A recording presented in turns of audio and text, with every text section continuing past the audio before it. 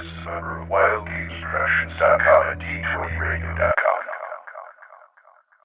They came from the game table, dice bags in hand. We have one brain that we share between us. To talk about role-playing for all across the land. And you'll like it. The original, then basic, then one they scoured. Kinda grabs you by the boo-boo, don't it? To bring AD&D to the second power. You want me to put the hammer down?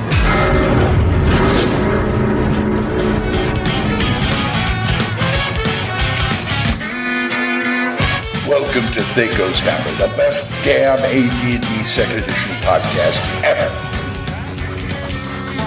That was inspired by you because you had a player who was basically trying to sleep with another player's fiance. Oh, yeah, okay. Yeah, that's where that came from.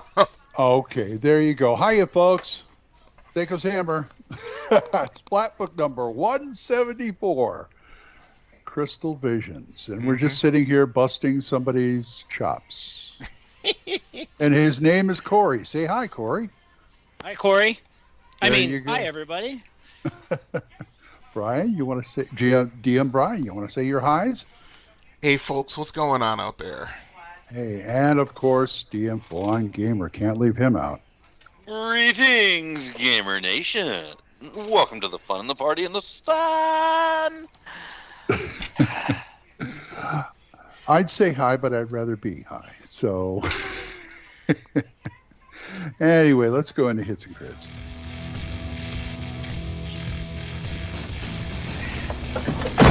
Well, one thought he was invincible, the other thought he could fly. so They were both wrong. Son of a bitch is dug in like an Alabama tick. You're hit. You're bleeding, man. I ain't got time to bleed. We're sending somebody in to negotiate! Anybody else want to negotiate? Hits and crits. You're on deck, Brian. Okay, since we did recorded 173, and yeah, newsflash everybody, by the time you hear this, we are completely caught up. Big shout out to DM Keith for getting it. Oh, Skype will fix that. Well, hey, maybe not. We'll see. Aside from that, just the usual thing. I did put out episode 50 of Confessions of an Arcade Addict. Small milestone there. Let's see, what else? I'm planning on doing an arcade run for that podcast next Sunday. There are a bunch of places in Detroit I want to hit. So that's what's going on. Aside from that, just working, doing my Saturday night shifts at the arcade, letting my inner 12-year-old run around a little bit. Just the usual thing. Nothing major. Bitchin'. What you been doing, Corey? Nothing. No. I'll take it. Sure. Okay. Hold on. No, go ahead. Working on my campaign world, working on my World Anvil site, working on Roll20, and running 2 games a week in my world, and answering questions all over Discord, and just trying to. Is that all on Roll20? What's that? All of the D&D games that I'm playing. Game. Yeah, I play all through Roll20 because all the other online services, which, by the way, I do want us to maybe do a review of some of them because there's differences and some of them support 2E better than others. But Roll20 is the only one that everybody can use and control for free, and you don't need a paid subscription for it. No, it's the only one. Owlbear Rodeo. Oh, well, yes.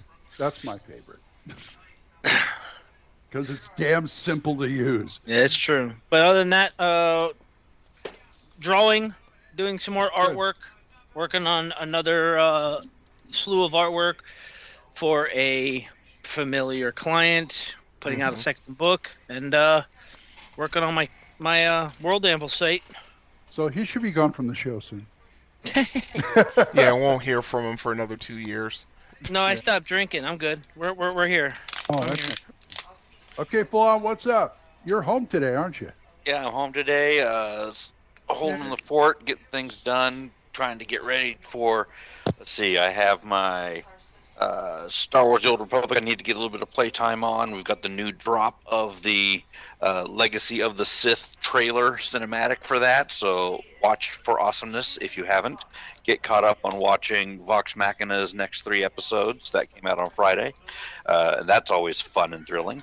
And, of course, I've got my reservations and my badges purchased and my reservation in for lodging at Gen Con 2022. Wow. 2 years. Oh, that's year. That's this year. What am I saying? August this year. So that's where I'm planning to be in August. Rumple smokestack over there. Yeah. Yay! Yeah.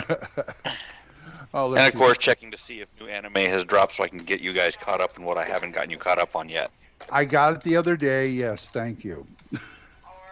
Which one was that? The Higurashi or Higurashi, the Attack on Titan? Okay.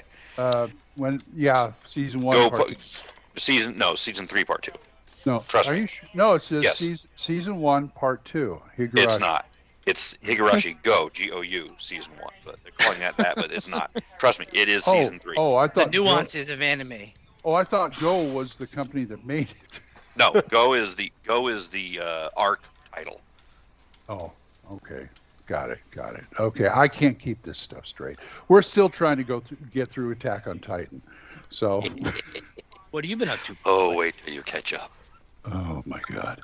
Oh, nothing. Just a whole bunch of stuff. I just showed them what dropped a few days ago, the Arduin trilogy. Every single thing Dave Hargrave ever published was dropped on my doorstep from Emperor's Choice, and I'm just still in awe of it. Got the word that 3rd edition Hyperborea will be dropping physical May or June. June, July. Sorry, June, July. June, July, okay. Yeah, I did a few artwork. I did 4 art pieces for the Luau Lu for the what the hell is the name? The Joy Dare Club? The Dare I can't remember what it is. One of those kids on bikes type of games. Right. And I just did some headers for him. He was happy. Now I'm doing portraits for Mark Hunt for Gangbusters for NPCs. Mm-hmm. Nice. I'm doing about 20 of those. And he says, "Can you make half female and half male?" I don't do women very good. But anyway, it's a learning. You'll be all right. You'll figure it out. I'll help you out. It's a learning experience, and I'm still reselling my DVDs on eBay. So that's pretty. And some gaming. We had a Thursday game. Gage died and was rezzed. In Matt's game, dead is dead. You want to come back, you get somebody to raise you. Mm-hmm. Period. Right. I mean, he's like old school, hard ass. Beck me campaign. Well, big surprise. And the 5e Ebron game is going pretty good. We're still alive. So that's my gaming pretty much. So let's do some emails. How about some emails? Yeah, we can do emails. All right, let's see. Pull that up real quick. Okay. All right, let's get the big one out of the way first. Okay, this is from DM Saxius. Second email from him, if I'm not mistaken. If not. Hi. Can I call him Sack? Call him Sax because it's with an X. Call him Saxy. You're Saxy. I'm sure he hasn't heard that before. Okay, he says, "Greetings, Hammerlords. Thanks for reading my last email. It's great to hear that you are happy with the positive feedback. I'll try to contribute more so you won't run out of material." Thank you. That's highly appreciated. Trust me. Part 1 of 4. Let's see. Full On mentioned rock grubs in episode 170. I'd like to second his enthusiasm for them. I used them on a level 3 party once. You're mean. That is very mean. That's supposed to be for level 8 or 9 characters. Jeez. So they at least have a chance to kill them before they burrow into their brain. They have that. They have torches. They don't have to wait for cure disease. Yeah, and the fire will kill a level 3 party. I'm sorry.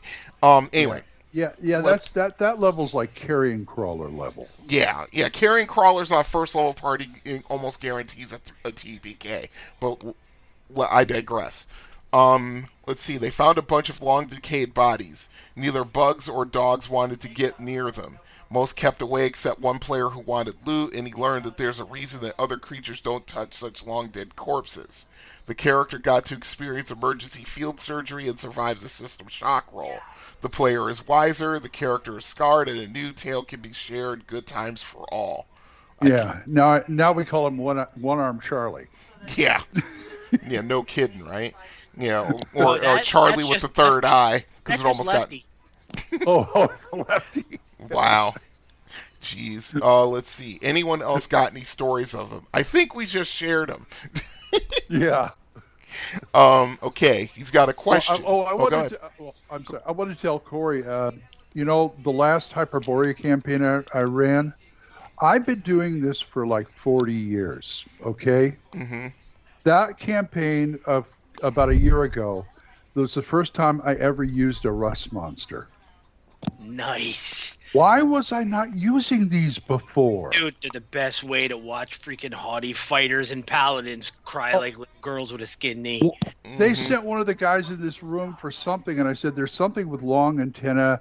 He thought he was chewing on like a human hand. I said, "No, that's like a half-rusted gauntlet." The look on his face when he realized what that was run away! Priceless. Absolutely no, he was trying to get the gauntlet away from him, so he was doing this. It was a round room, so he was doing this dance. The carrion crawler come toward me, he'd dance over here until he could grab the thing and run out.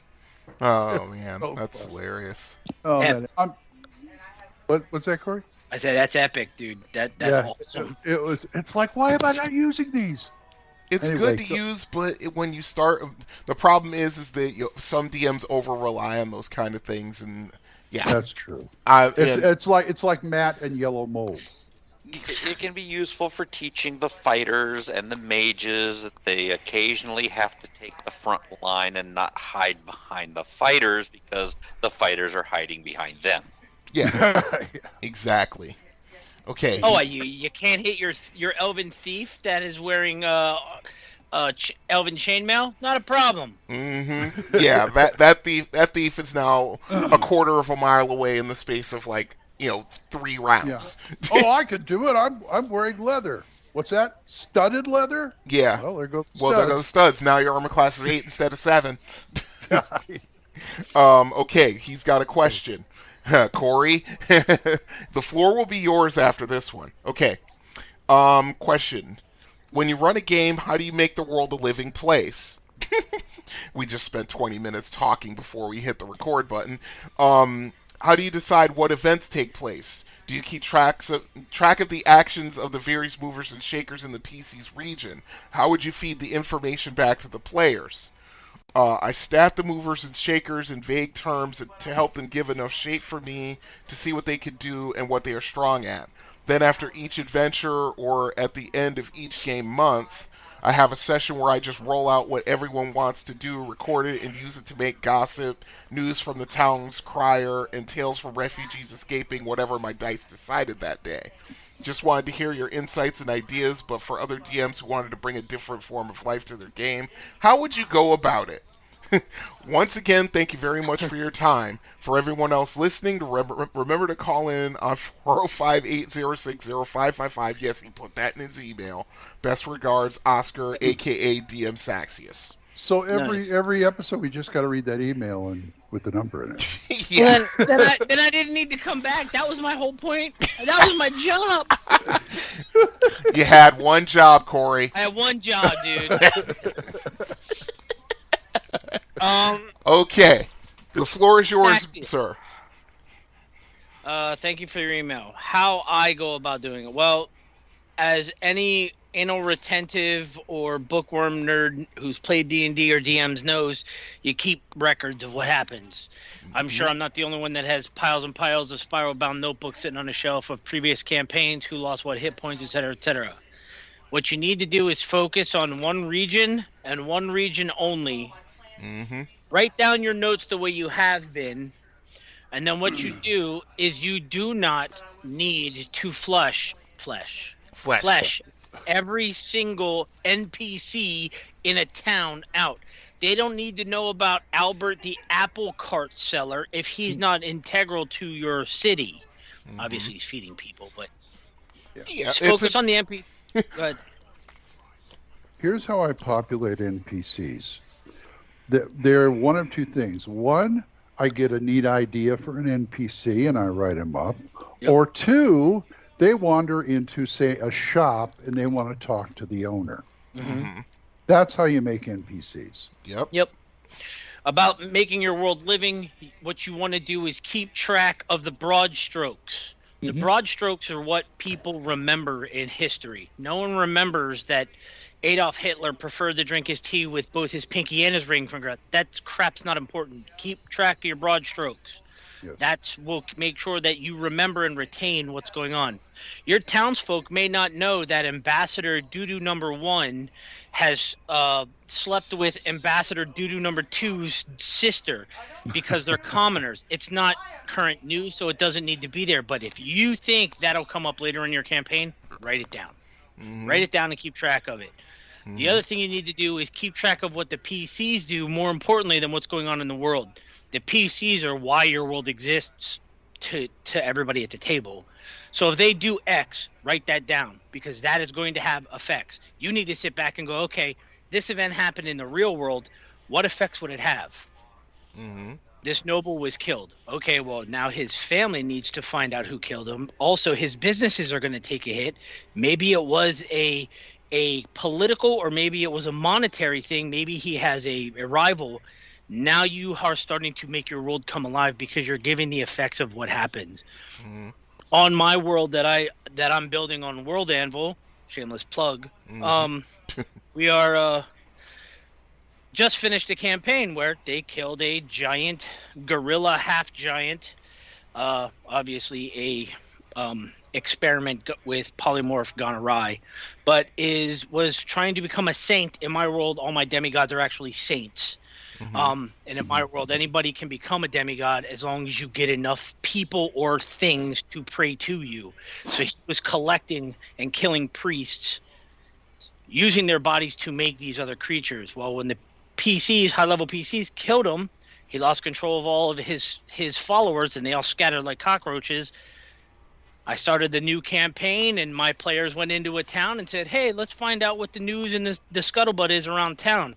All they heard were all of these people complaining about how these random monsters were running through the woods and through the wilderness into their farmlands, killing their cattle, killing their family members, eating and stealing what they could, and continued running. My players at the table literally texted me and went, ... did we do this? And I went, yep. And they went, oh, shit. Yeah. So that is a living world. That kind of effect was what I'm talking about. You know what would happen if some guy had control of 7,000. I mean, terrible analogy, but movie, Lord of the Rings, the last one. Yep, Return of the King. They dropped the ring. What happened to the ground? Obviously, all the orcs didn't, and the Uruk-hai didn't scatter.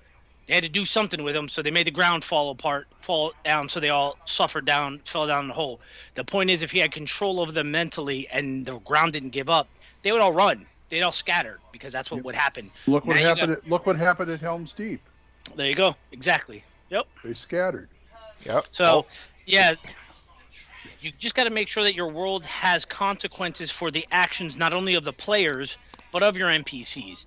I think all of the guys here who have seen it can attest. My world's pretty expansive and pretty large that I have already documented on World Anvil. But there's towns that I don't have info on. Why? It's not important. Yeah.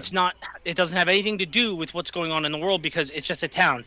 Now, 3 years from now, if somebody's like, hey, we want to start in this town, that's when I populate that town. Right. Maybe something happened around this time, but it's not important at this time because no one's messing with that town. 3 years from now, they're like, well, what happened 3 years ago in that town?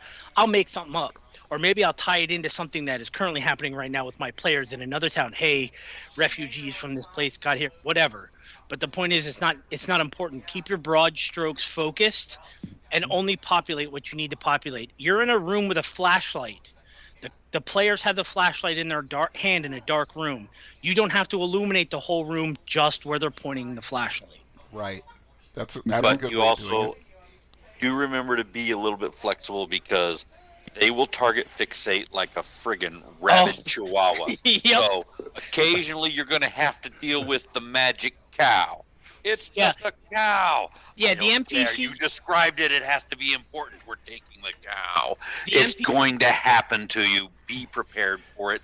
Be flexible with it. Have a sense of humor with it. And yes, you're in a dark room. They have the flashlight, but occasionally there's a creature over in the corner with the IR laser on them that they need to discover the hard way. Yes. Mm-hmm. Yeah, you will spend 15 days on an NPC thinking you've come up with the most creative NPC with the greatest backstory, and they're going to turn to little Susie, the daughter of the lady selling flowers, the commoner, and all of a sudden they're spending 4.5 hours talking to her, and you need to come up with her backstory on the fly. It happens. We've all seen it. Hell, we've all probably done it. Yep. Yeah, we've all done it. Yeah. That's when they don't murder hobo the entire flower selling industry either. Right. That will happen too, and it also needs its consequences. Talk about a hostile takeover. Hey, in Hyperborea, their ship got attacked by Cyclops throwing boulders for these pirates. They finished off the pirates and the boulders, and this one guy mind controlled one of the Cyclops, and it stuck. And he didn't want him to hang around with him. He's his friend. He says, "Look, we live over in this area. Go make us a keep." Okay. Nice. Three games later, they're coming out of a dungeon, and they got this whole horde of monsters coming towards them. Next thing you know, these boulders are coming out and smashing them. It's the Cyclops saying, "Hey, your keep's ready." Nice. I'm just chasing out the riffraff. Yeah. Exactly. So, and as far as towns go, just name them. Just put them and name them. Yep. They don't get fleshed out until the PCs go there. Right. Well, the way I do it is different than Corey and different than Full On. And a little different than you, Glenn, because I use published material, but I put my own spin on it. Hey, I do the same. Yeah, you do. But the way I do it now with Mystara, of course, everyone knows it. Most people love it. I usually start off by players in Karamakos, usually in the town of Threshold or the capital city of Specularum, one of the two. Right. Now, the major NPCs are fleshed out, personalities, stats, everything. And if I have to, it's just like Corey said. If you have to, then you start going with the secondary players, the tertiary players, all the way down the line until you see just a beggar on the street.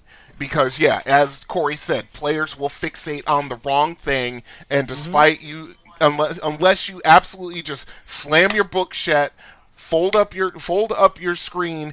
Just put your hands on the table and say, "It's a damn cow. Stop." Because sometimes you have to do that. But you're not wrong. Yeah, I mean, you're the one who said it back in the day, Corey, with your players. Sometimes because your players are being dumb or they're being jerks, you have to throw one of those 60mm D20s at them. Yep. Just to get them to stop. Why do you think I have the Fist of Emrakul around? Exactly. So the other thing is, if you're having problems with NPCs and making them, I believe Full On and I have both said this in the past. Yeah. Grab 2 modules. Go in the back where the NPCs are. Yep. Grab the first name from one in one module. Grab the last name from another one in a different module, and read both of their entries and merge them. You now have a new NPC. Yep. Pretty much. Yeah. But with me, I start with the major players, and I will go maybe to the secondary or tertiary characters, and then I will stop right there. Yep. And then I move on to another area. Do the same thing. Stop. Next area. I ran a Call of Cthulhu many years ago, and they were in a Scottish town, the investigators. And they ran into, it was late at night, they ran into like one of the drunks who was coming out of the pub. And they asked him what his name was. And it was one of the rare times that you couldn't come up with a name. Yeah. And so I'm fumbling around in my head, and he says, "What's his name?" Louis. Yeah. Louis. They remember that. It's like, is Louis around anywhere? Yeah. But the other thing is, if you can find it out there, the other thing I suggest you look for is spelled Ravendas, Ravendas. Mm-hmm. It is somebody who I don't know who it is. I cannot give credit because I don't know who it is. But if it is you, please email in because I want to thank you and possibly buy you lunch. It is a zip file of about 7 different small little mini exe applications. That there is a treasure generator, a spellbook generator, rolling for a random town, rolling for random nobles, name generator, in-goers, and a book generator. Yeah, I heard about use them this. ad nauseum. Yeah, I remember when he was making it because he was posting updates on Dragon's Foot about it. And I was like, this, if I didn't have 20,000 other things on my hard drive, at that moment in time, never mind now, I'd be all over this. So, yeah, my favorite one is the book generator, simply because when I have clerics and mages in the party, and I go, and then there's a shelf of books over there, and I'm gonna go look at the bookshelf. What give me some names of some book. I'm like, I have no idea how to pick your nose in medieval times. I have no clue. This thing is awesome. Just kicks out a random list of book names. Some of them are funny. I have not posted them in our Skype chat. No, you have not. I have. Well, I usually turn out stuff like Breathing for Dummies, that kind of thing. Or I was a masturbator for the FBI or something. That's funny. Anyway. The mating secrets of Caleb Durr.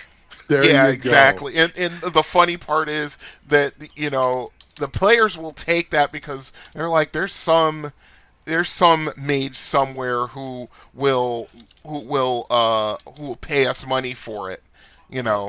That's like a leftover from like Pool of Radiance, the computer game, where you would run into these books, and when you got back into town, if you went to like I think it was a library or something, they'd actually pay you gold for these obscure books. And the more obscure it is, why are there 12 volumes of Smurf Neblin erotica on the shelf of this?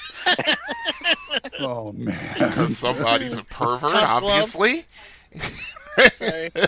But anyway, so hey, look, Tome of Erotic Fantasy. I have that. I know you do. Yeah.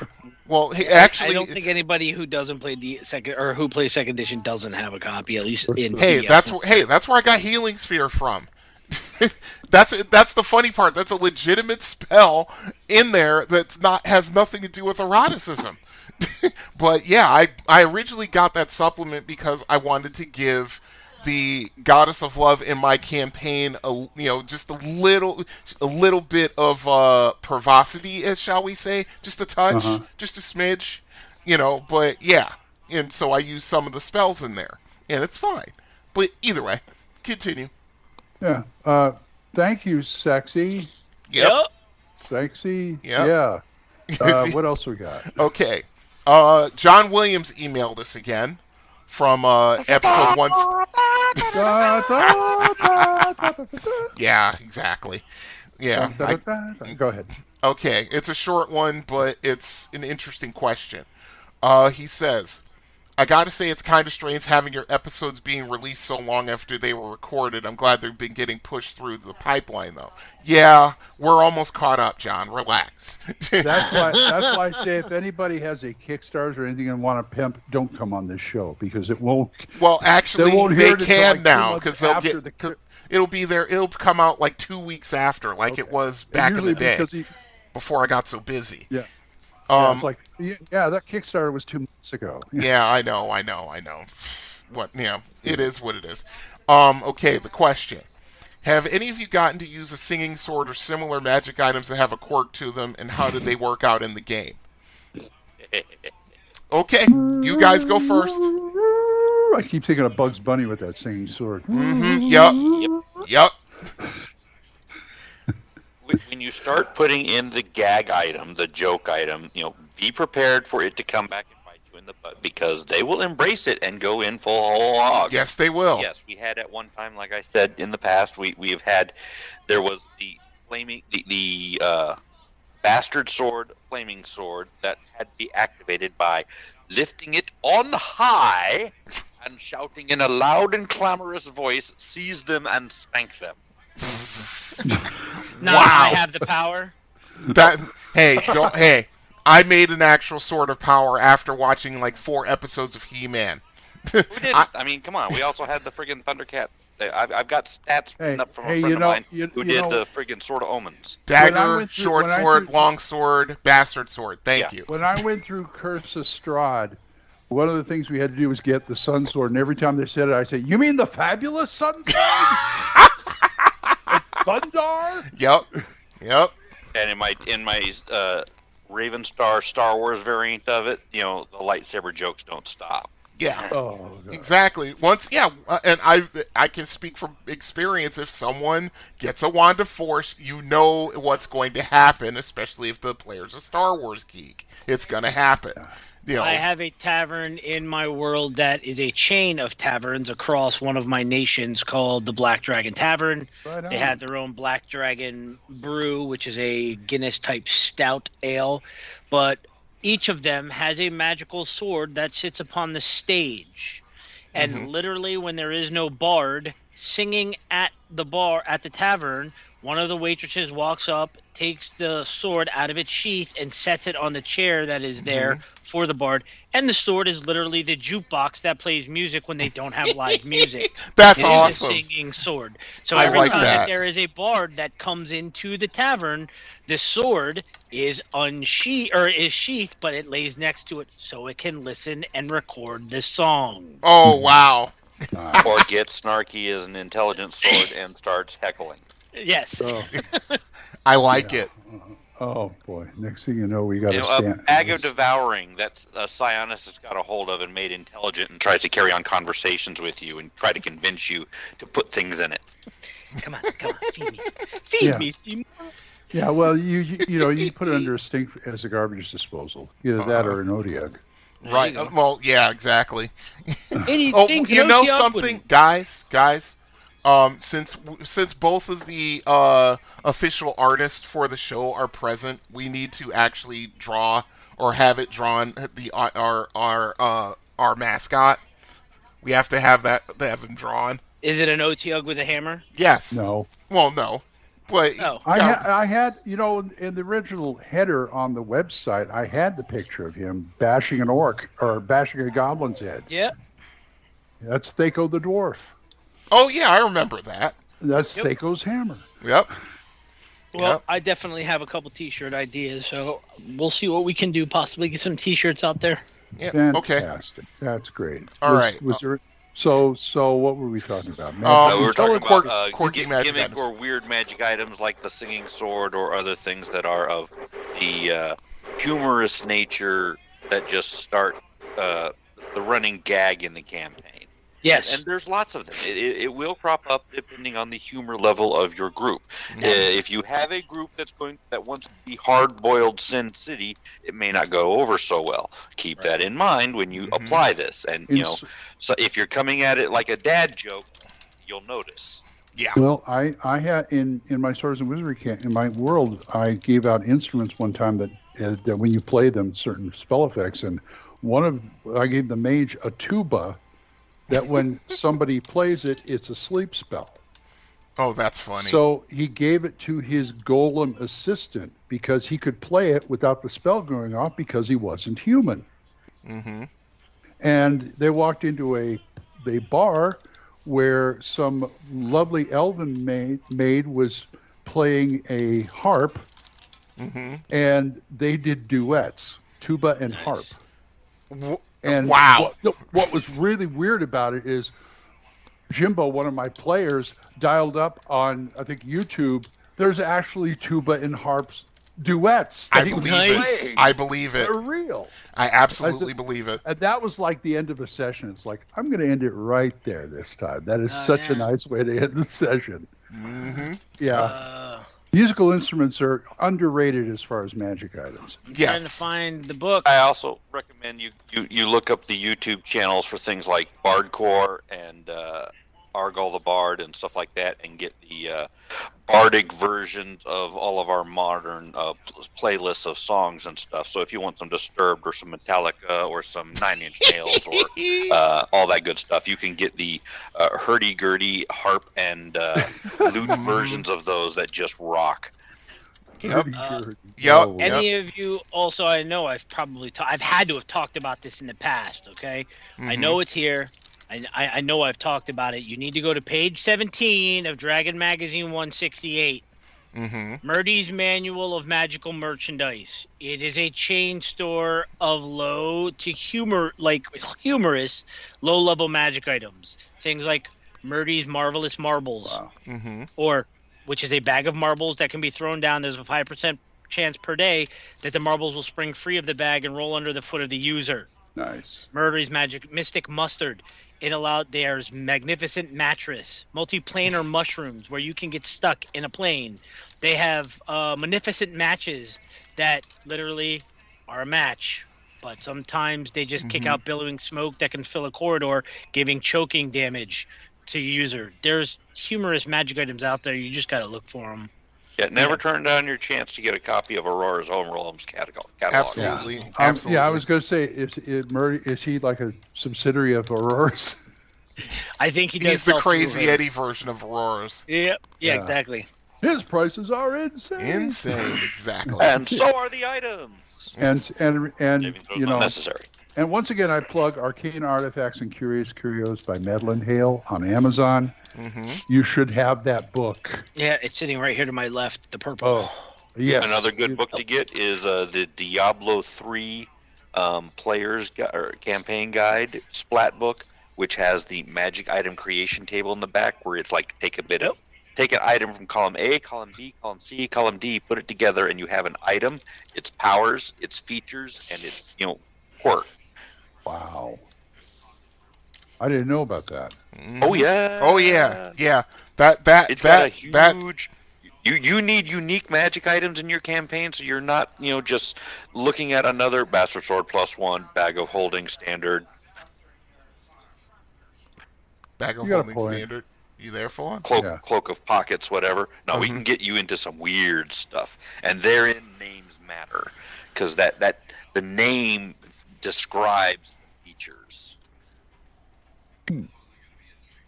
Interesting. Yep. So yeah, I mean, there are those. I mean, I go a little light on those because it all depends on the players that are under me. Like there are certain things I would not even consider putting in front of you 3 jokers. Because it would derail the game, because I know how you guys work, because I have 14 episodes of a actual play where the 3 of you get on one particular jag, and it's 10 minutes of that jag. Do I get a wand of chromatic orb? If you were playing a martial artist, yes. Hey, remember? Yeah. Okay. Fine. Can't say much, can you? No. Don't let the Pyromaniac get a hold of the Everfull flask. Yes. Yeah. I keep thinking of the back of the show with the Lizard King. Oh. Yeah. Doors jokes flew. But thank you, sir. Can he do anything? Thank you for your email. Yes. Thank you.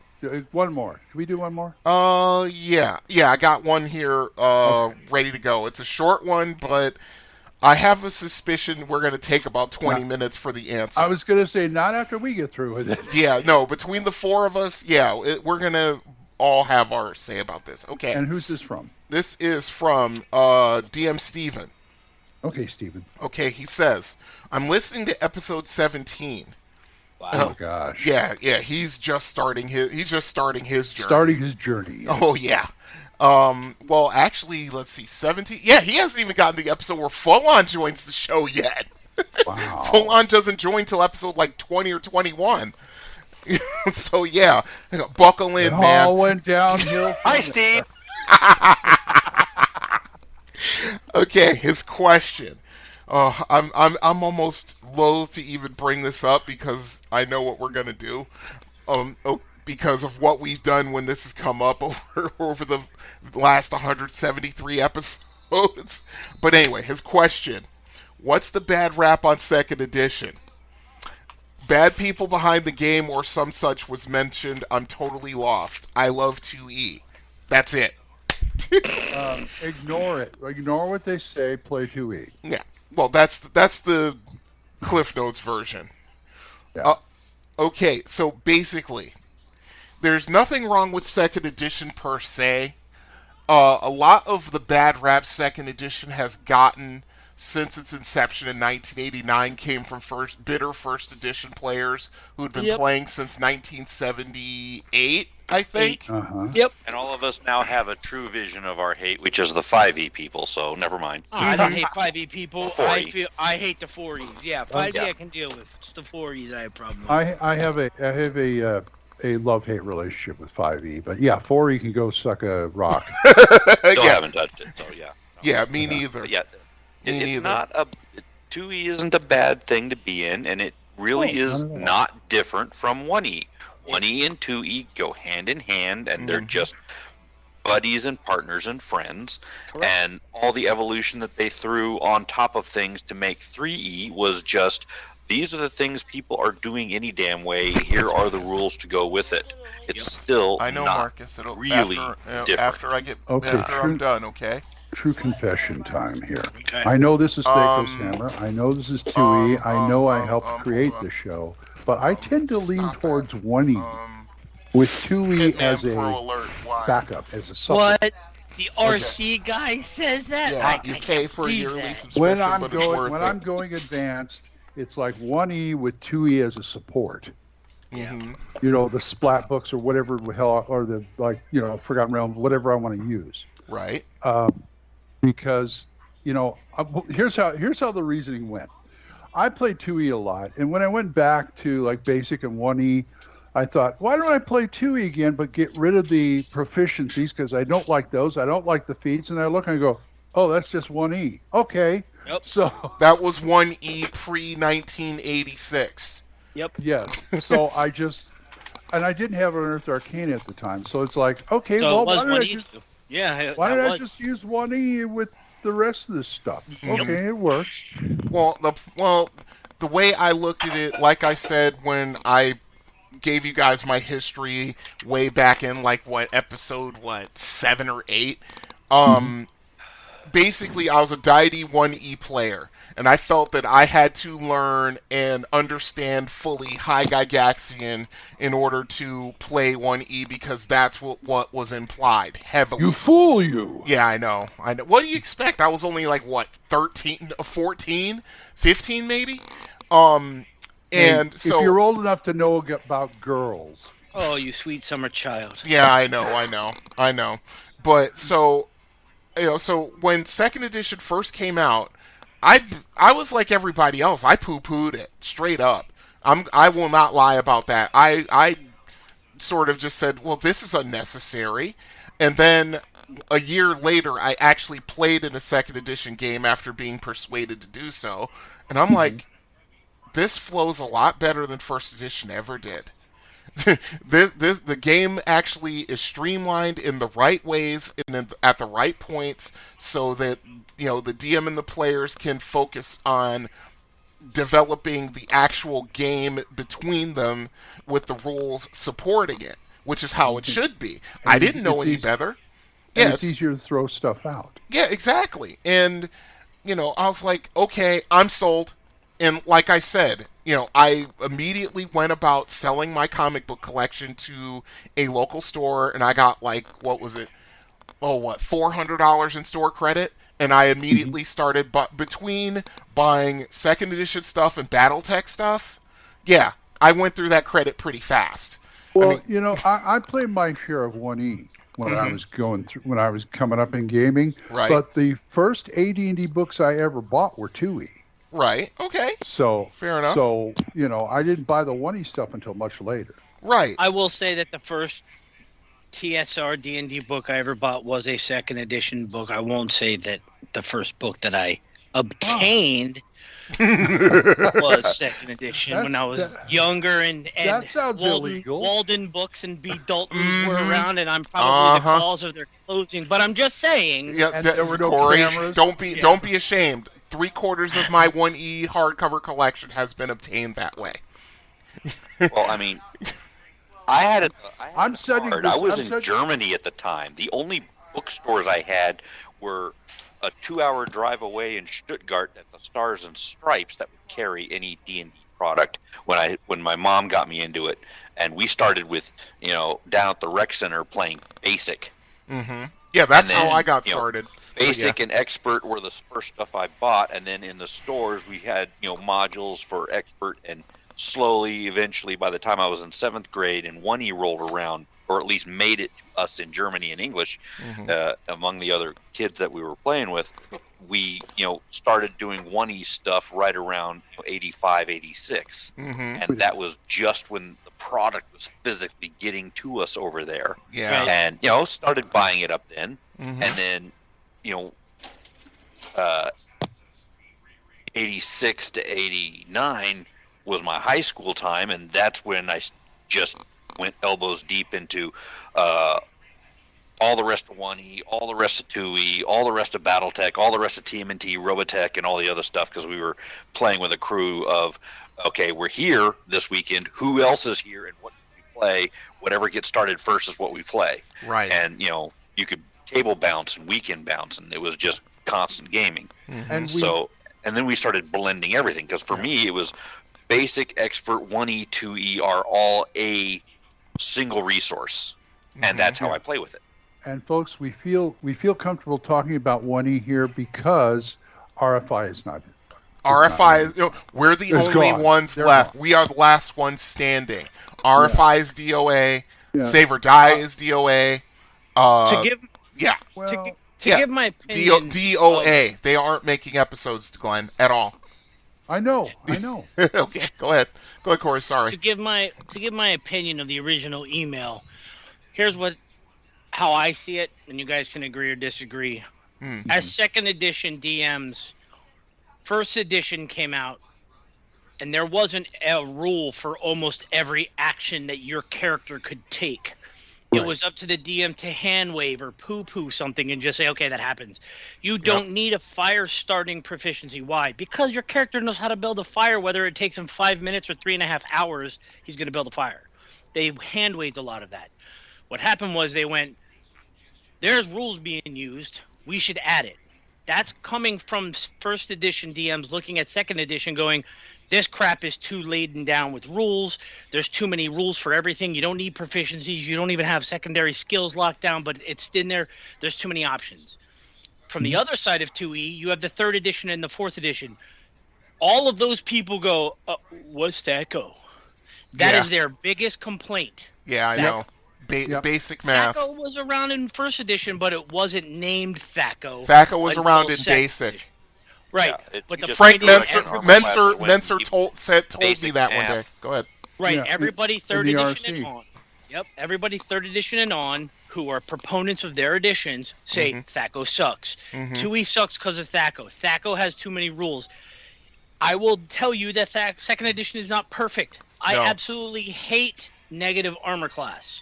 It is one of my biggest problems of the over/under dichotomy that is in 2nd edition. Proficiencies, roll over. Or under. Saving throws, roll over. Yep. THACO, roll over. It's up and down when it shouldn't be. 3rd edition got that right, and I'm first to say it, everything goes over. Everything is over. That was the best decision made. If they would have made it 2.5 with those black binder, black spine combat and tactics era, if that would have been, hey, we're just going to change everything over, I don't think they would have needed a 3rd edition. Possibly. But to it was a chance to make money. I look at that whole spectrum of we go in both directions on the dice thing just as a way to shake out the dice cheats. I agree with that. Yeah. So that to make your players think a little bit. I have dice that roll low. I don't know why I'm so lucky. Right. But you start noticing when they start pulling from different piles. Yep. I have players like that on my table. Loaded dice, huh? No, they just like this one weighted different. This one rolls really high. This one rolls really low. Yeah, I did the same personally would thing. be first to admit I have a gold set of dice that were old school Chessex out of print, gold glitter dice, and they won't roll over a 15. Those are my Psionicist dice. Not gonna lie. Every time I play a Psionicist, those are my dice. Those are my they'd be my stat roll dice. Well, I have a set of Chessex that are was it like yellow popcorn with blue lettering, and because I use those in my Marvel campaign or in my roommate's Marvel campaign, and the percentile dice always rolled high. I called those my Super Saiyan dice. Yep. Yeah. And I always use those for Marvel. And you're talking. Go ahead. You're talking to a guy here who goes out, takes $30 to the game store, says, "Give me a pound of dice." Mm-hmm. Yeah, we all have it. We all have tons of dice. It comes with the territory. I mean, for God's sakes, the same roommate I just mentioned, for a while she was selling pounds of dice on eBay, and because she had that many, thousands. Everybody knows to come to my house. If you don't bring dice, bring quarters, because I have a gumball machine in my game room that has dice. Oh, that's awesome. Nice. That is. I love that. That is awesome. And here's something that happens to at least once to everybody. I had this beautiful D20 that I loved because I got it with a pound of dice. It was so cool. I couldn't roll anything. Mm-hmm. Nothing. Looks nice, but just will not do what you ask of it. So I turned to Gareth across the table and says, "Here, this is yours now." He's rolling 19s and 20s. Mm-hmm. Sometimes they have a personality and they only like who they like. I'm not gonna lie. No, you're right. You're absolutely right. I don't believe in superstition when it comes to dice.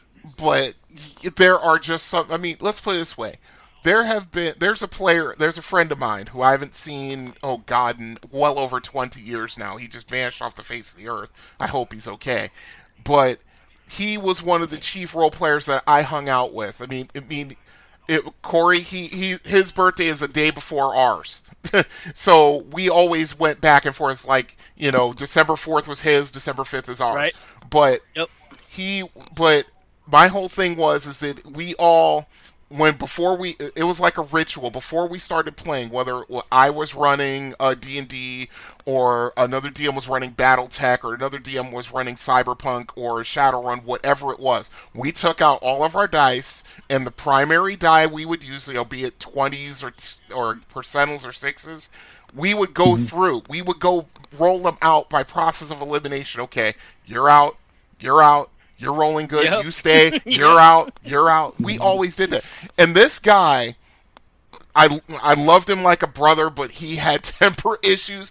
If it was in a crucial part in the game, like if we're fighting the big boss and we need him to step up and do some stuff, in combat or whatever, and he would roll dice and he'd roll crappy, he would literally take that dice and just hurl it across the room. Wow. He's put dents in walls because he's thrown them so hard. My ex-roommate, Fester, we called him Fester because he's a fireman and his partner in the firehouse name was Gomez, Mexican goose. Good name, Fester. Wow. Fester, when he had a dice that was bad, he would line up all his other dice in front of the microwave and he would nuke his D20 for 2.5 minutes until it was melted plastic. We went through 4 different microwaves. He would ruin the microwave, but that's crazy. And then what he would do is he would collect all of the dice that were naughty, and then he would take them out to the shooting range. It was hilarious because he would walk that little D20 up, set it on the piece of wood, put a little cigarette. It's like what, 10 millimeters? Put a blindfold on it, and he would walk back, pull out his 30-06, put the scope on, and be like, "Oh my God!" Yeah. Oh, that's nuts. Fester had creative anger issues. Oh my God, that's crazy. I've never heard of that one. That takes the cake. That works, and he's channeling skills. Yeah. But channel your anger. But just to agree with Full On, I looked at it as a way to make your players think a little bit. I mean, not so much the veterans who know, who have cut their teeth in basic and 1E, but more the new players and things like that, because that's one of the first questions they ask me, and that's one of the first things they trip up on. It's like in combat, roll high, saves, roll high, proficiency checks, roll low. But it's something that it's like, hey, use your brain, think. Saving throws, you always want to roll high. If you're in combat, you always want to roll high. Damage, of course, roll high. It's like 75% roll high, 25% roll low. Yeah, And- even on my custom character sheets, I put a little arrow next to the block. So if it's a saving throw block, I put a freaking arrow up. Yes. If it's by the stats, I put an arrow up. Yep. If it's the proficiency, I put an arrow down, so they know what they have to roll. Right, exactly. And that's the way I've always felt about it. It's like, hey, in the end, I've always said this as long as I've think, ooh, I can't figure out THACO. What's wrong with THACO? It's like, dude, did you learn mathematics in first grade? Did you or did you not? This is what it is. The first thing I ask is, are you old enough to learn math without Common Core? That's the first thing. If it's Common Core, forget it. Oh, Corey, you're singing my song, man. Yeah, it just comes down to laziness for me, because it's like it's a simple little equation. Yep. It just involves subtraction. Yeah, and some people are still like, modifiers. yes, but I have to do math at all. Oh, Yeah. Oh, Exactly. really? Then How did you manage to create your character? Yeah, exactly. Did you roll 3d6? What'd you get? Did you add those 3 dice together? Look at Exactly. that mathematics. Hey, Yeah, look sure at you that can. Yeah, I mean, it's the same thing. I'm thinking about it. My son is in school. He's in first grade, and I'm watching him learn math, and I'm like, I was thinking at the time while I was watching him when he was doing virtual learning one day, and he's doing math, and I'm like, and to think there are people literally 4, 5, 6, maybe even 7 times his age and higher that are bitching and whining about this. Exactly. I'm like, what? But yeah, Play back your to the one. original email. Play your 1E, doggone it. There's children in China who can't do this. And welcome to another episode of Grognar's Hammer. Yeah. But yeah, back to the Grognards. original email. I think we pretty much covered it. The We people have. were given flack to second edition. I told you. Yeah, I know. And that's the thing that just bugs me. And the funny part is we get it from both sides. Like Corey said, we get it from the basic and 1E guys who that's all they've known their entire playing lives, and we get it from the 3, 4, and 5 people. And they're like, you play just something that's so antiquated. It's like, go play your game and don't make comments, because you want to know what, in about 5 to 10 years people are going to be coming around poo-pooing your favorite edition. Be ready for that, because that's what happens. It's generational. I passed up a chance of a lifetime. The one time I went to Origins in San Jose, Yeah. I had a chance to play with Dave Arneson. Ooh. And I didn't. Why? Because I was all up into second and third edition. Oh, you should. Yeah.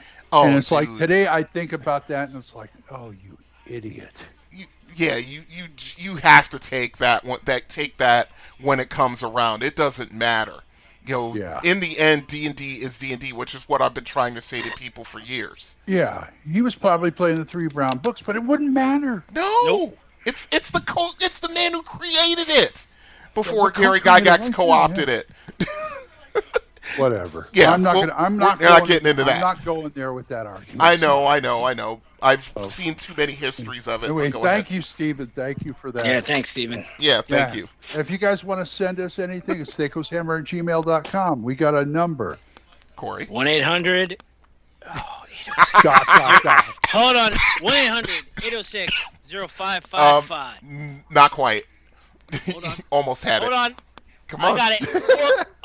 405-806-0555. There you go. Sorry, my brain locked. I was in the kitchen. I apologize. There we go. You heard that dot. Mm-hmm. So, anyway, let's go into Magic Fingers. The White Wizard approaches. There's no such thing as magic. You always were the better magician. You guys know that. But whatever your secret was, you have to agree. Mine is better.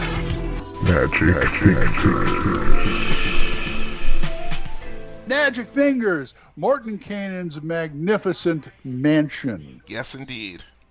And next episode, we'll do Mortonkin's magnificent trailer park. Oh, I don't even want to know what level Tasha's spell that is. tactical trailer park. Okay. Now I defy you to write that spell up, Fawn. You've got me intrigued. And I know you can do it, too. Okay, what level is this spell? Level 7. Okay, you're not going to run into this rare. No, right not away. often. This is more for the really high level mages, because I think casting 3rd level spells, I think you have to be level 15. Or not 3rd, 7th level spells. 7th level spells. 9th level is 5th, 11th level is 6th. No, 13th. Yes, 13th. Yeah. Hey, would it have hurt Gary and Dave to make like the spell levels be corresponding to the levels you are? The game would have been out of control if they'd done that.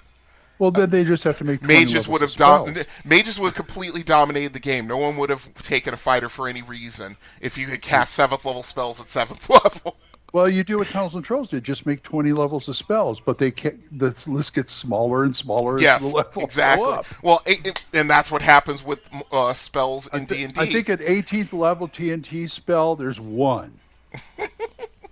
It's probably Wish. But anyway. Okay. All I know is this spell's verbal components have to be, my name's Mordekainen, and welcome to my crib.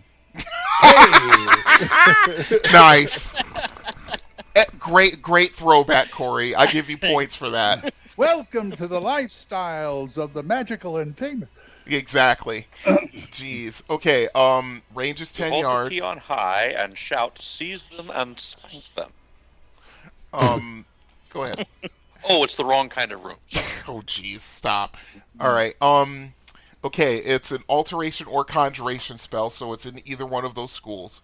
Also, Dimension Mages can cast it for those who are into spells and magic, the player's option, because there are Dimension Mages also, which is interesting. You find it in your Wizard Spell Compendium Volume 3, page 596 and 597. Correct, which is where I'm pulling this from. Let's see. Verbal, somatic, and material components. Casting time is 7 rounds. Duration is 1 hour per level, so you're talking 13 hours just by getting it. The area of effect is 300 square feet per level, with no saving throw. Okay. By means of this spell, the wizard conjures up an extra-dimensional dwelling, entrance to which can only be gained at a single point on the space on the plane from which the spell was cast. From the entry point, those creatures observing the area only see a faint shimmering in the air in an area 4 feet wide and 8 feet high.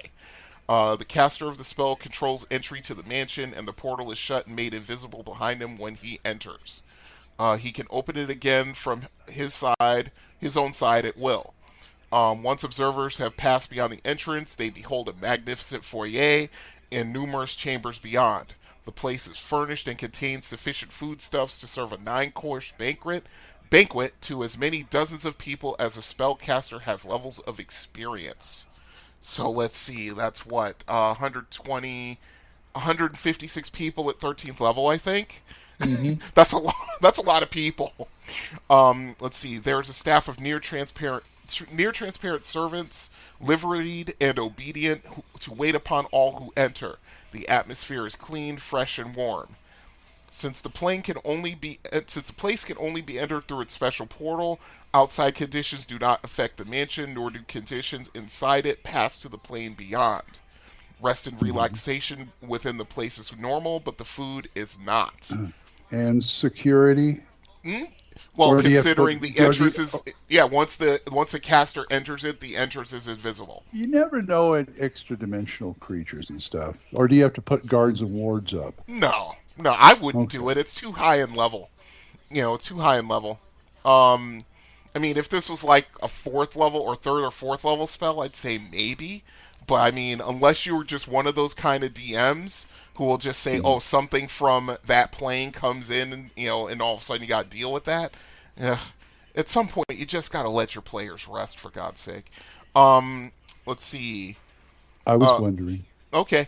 The food seems excellent and quite filling as long as one is within the place. Once outside, however, its effects disappear immediately, and if those resting have not eaten food within a reasonable time span, ravenous hunger strikes. Failure to eat normal food immediately results in the onset of fatigue and starvation penalties as decided by the DM. So it's not so a you perfect walk spell. Out, so you walk out of the mansion and immediately it's like you took 2 joints. Yeah, exactly. Or you had Chinese Munchies! food beforehand. Yep. Let's see. The material components of this spell are a miniature portal carved from ivory, a small piece of polished marble, and a tiny silver spoon. These are utterly destroyed when the spell is cast. Let's see. It is worth mentioning that this spell has been used in conjunction with a normal portal as well with illusion magic. There is evidence that the design and interior of the space created can be altered to suit the caster's wishes. Interesting. So this spell is like the ultimate, let's rest, let's cast this spell because we're in hostile territory, and the only other thing I would say is to maybe this mage casts like undetectable magic on the entrance or something like that before he steps through. And I would only eat my rations while I'm in there. Mm-hmm. Exactly. Because you would. The downside being, one of the downsides being, it doesn't specify anything about this, but for those that are incorporating in their campaign, by the time people are this level, they are masters of utilizing extra-dimensional space to carry their stuff. Correct. And they're taking extra-dimensional spaces into extra-dimensional spaces. Ouch. Yeah, that bag of holding you better leave outside. That could be a problem if you are so inclined to make it so. Then, of course, you can also, like you said, customize it to the whims of the caster's wishes. So, Morgan Canyon's Magnificent Mansion can also be Hallister's Hilarious Hallway. However you want to tweak it, you have flavors that you can apply. Yep. And if you want to make it steampunk, it's steampunk. If you want to dip into the Blood Mage's friggin' Hall of Horrors, okay, it's however you want to tweak it. You're literally Lumiere, the candlestick from Beauty and the Beast. Be our guest. Yep. Nice. Jeez, Corey, you're on fire today. Sorry, man. This is what happens when I'm sober.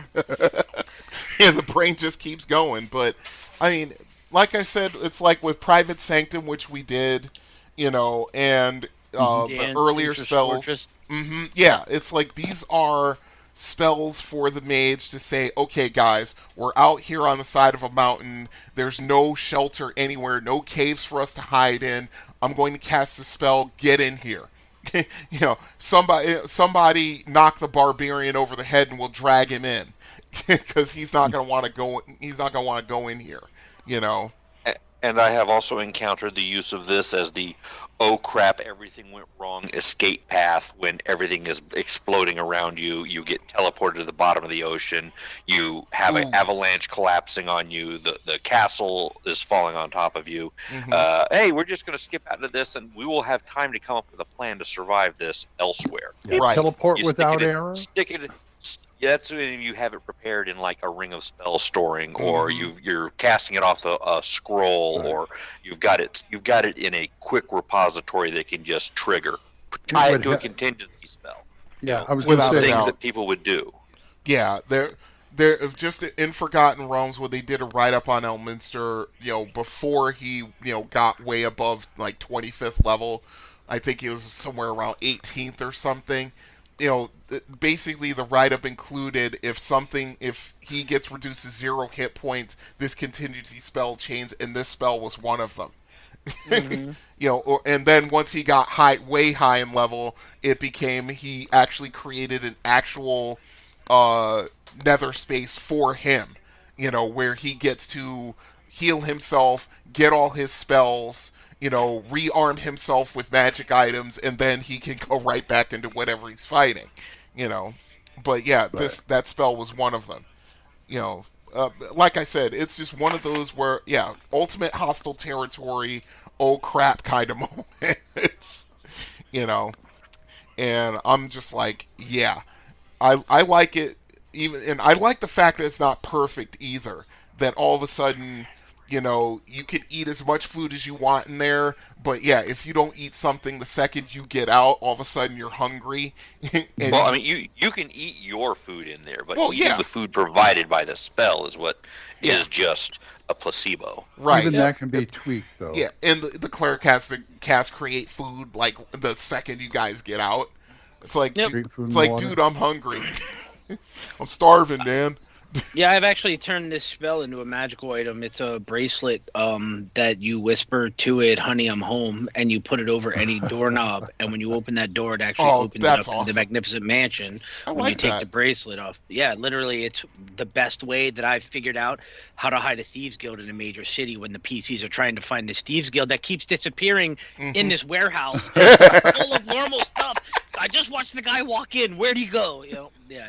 It's one of my favorite magic items. Also a great way to save money if you go buy yourself the 1 copper a week friggin' rat-infested 5x8 hovel in chamber. And you step through into your mansion and chill there. Exactly. Or you're a high-level wizard and you have a great warrior that you've been traveling with. You're both level 12, level 13. He has his own keep. You just go up to him and go, "Hey, can I have this door?"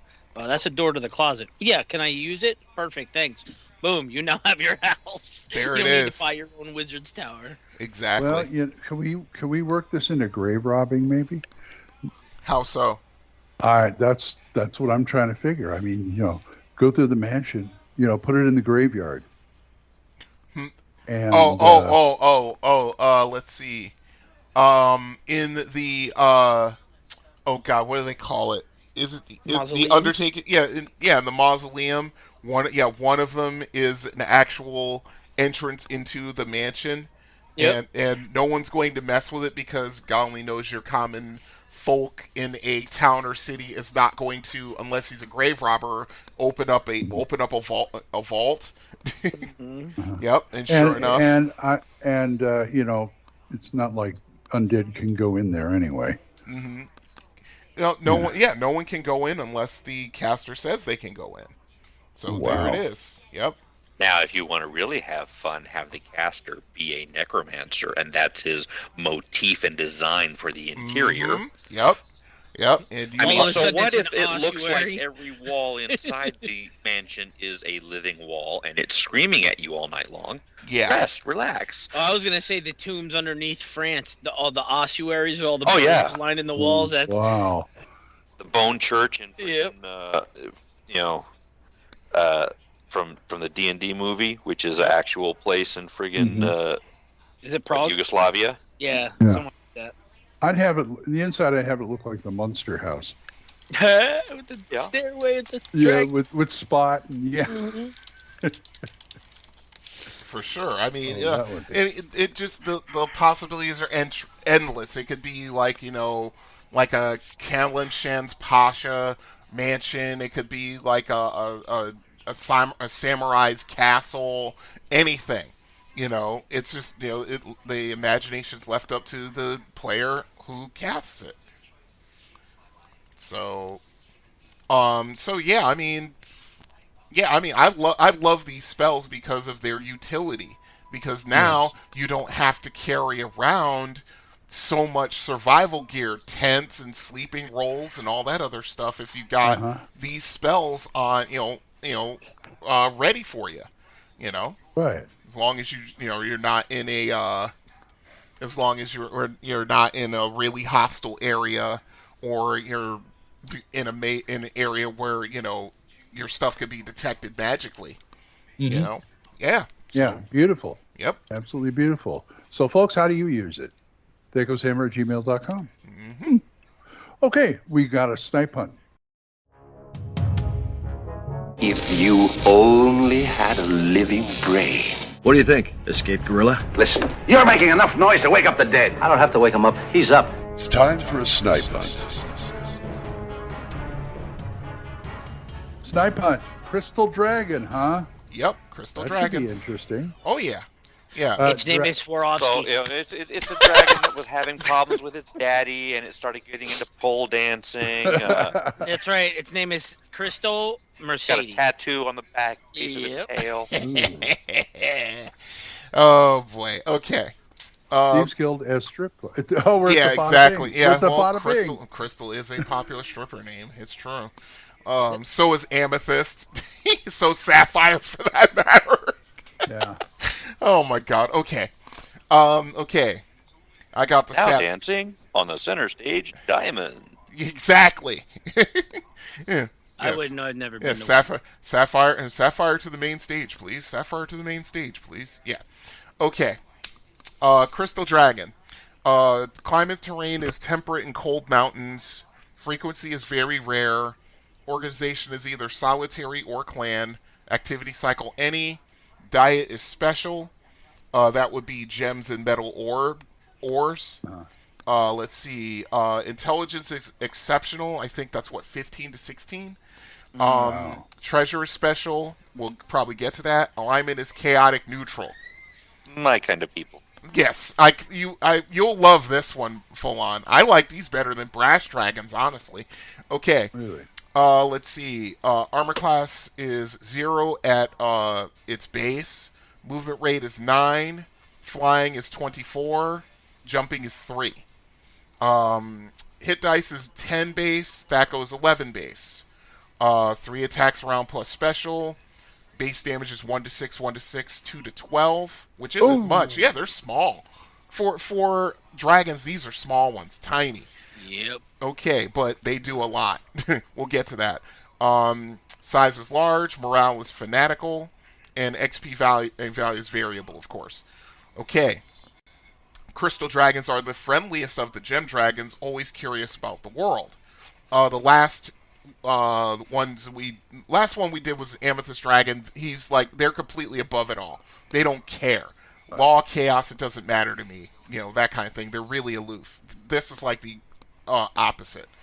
Although they seldom seek out company, they willingly converse with visitors who do not try to steal from them. At birth, crystal dragons have glossy white scales, which of course, considering that and its climate, it can be mistaken for a white dragon until you figure out that he's actually smart. He hasn't turned us into Ice Cube. He's actually asking me what my name is. This is not a white dragon. Exactly. It's like, yeah, who are you? Where are you from?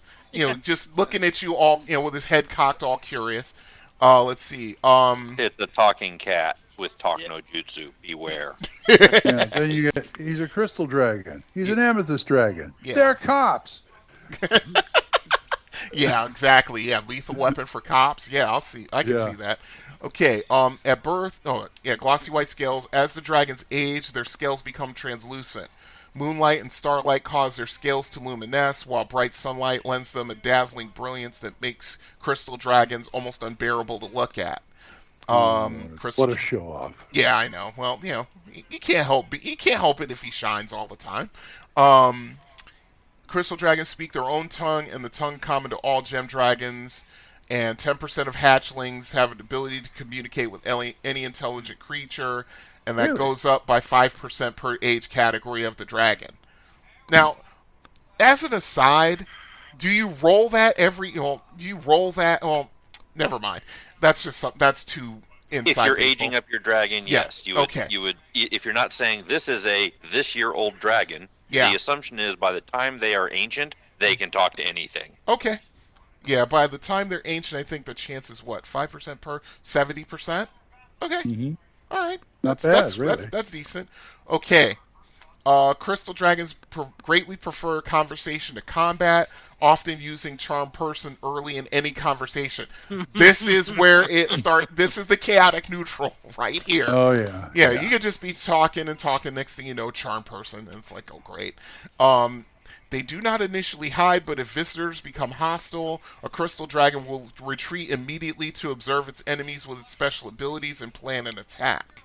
Often it uses breath weapon first to weaken and disorient enemies. Spells and other abilities are used as needed, with claws and bite a last resort. Yeah, because they don't inflict a lot of damage. Like I said, these things are small.